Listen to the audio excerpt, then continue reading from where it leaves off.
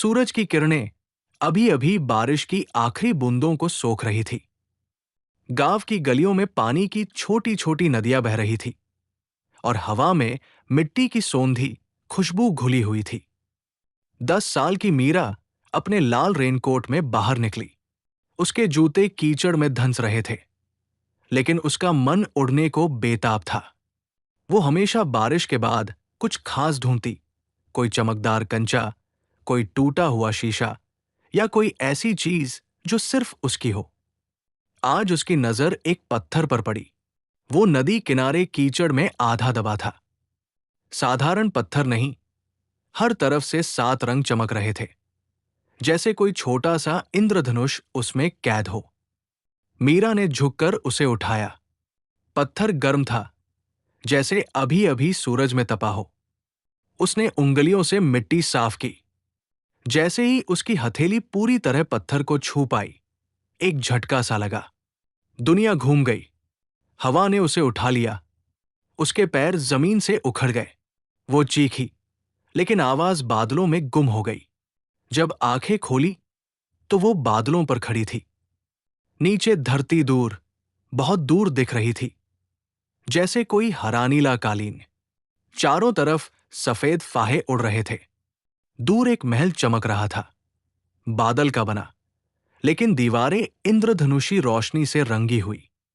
मीरा ने अपने जूते देखे। अब वे चांदी के थे। रेनकोट गायब। उसकी जगह एक हल्का सा नीला गाउन था, जिसमें छोटे छोटे तारे टिमटिमा रहे थे। स्वागत है, धरती की बच्ची। आवाज हवा में घुली। सामने एक परी खड़ी थी। लंबे सुनहरे बाल, जिनमें सूरज की किरणें लहरा रही थी।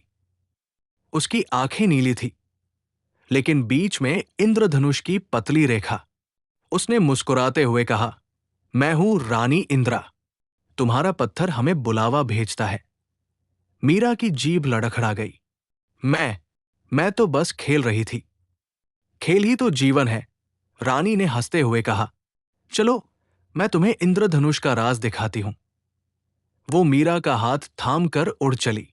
बादलों के बीच एक विशाल गड्ढा था, जैसे कोई झील, लेकिन उसमें पानी नहीं, रंग थे। लाल, नारंगी, पीला, हरा, नीला, बैंगनी, सब तरल, चमकते, घूमते। रानी ने हाथ बढ़ाया। एक बूंद रंग उसकी उंगली पर चिपक गया।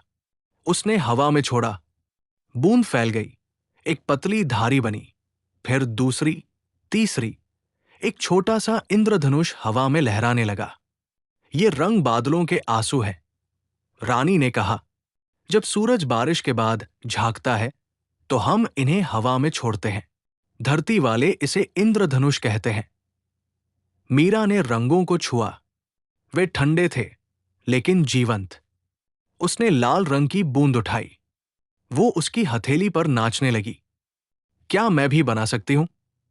हां, लेकिन पहले राज सुनो। रानी ने मीरा को एक छोटा सा कटोरा दिया।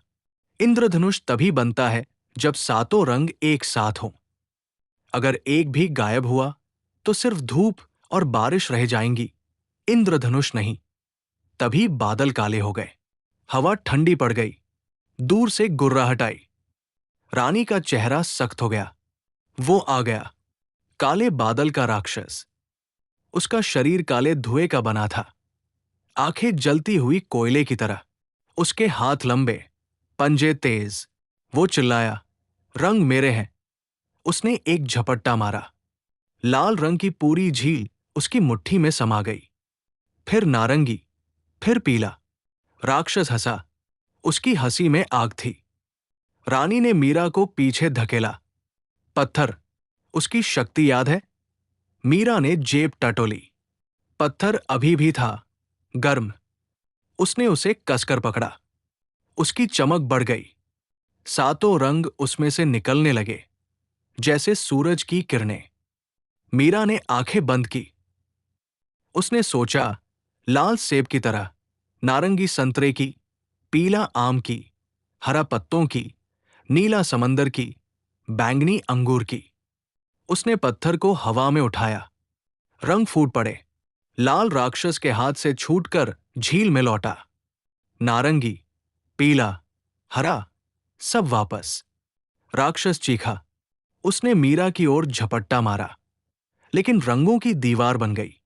इंद्रधनुष की 7 धारियां। राक्षस उसमें फंस गया। उसका काला धुआं रंगों में घुलने लगा।